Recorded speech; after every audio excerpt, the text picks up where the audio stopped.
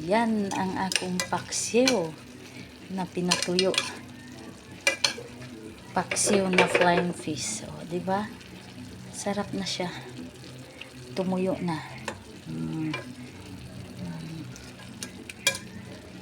Ayos na siya. Diba? Tikman natin. Paksiw pang adobo. Ganun siya. Parang adobo style siya. May tuyo, may suka. Ganyan. Asin, bitchin. Tapos sibuyas, bawang, luya, siling haba. Yan siya. Ang aking paksiw na flying fish. Niliit ko lang paghiwa kasi para budget. Mahirap ngayon ang panahon talaga.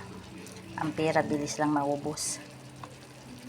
Kaya tayong mga nanay sa bahay, budgetin mabuti ang ating pera. Pag sahod, pagkabukas wala na, di ba? Mahirap eh. Mabilis lang talaga maubos ang pera. Mahirap maghanap buhay ngayon. Kaya kailangan natin intindihin ang ating asawa.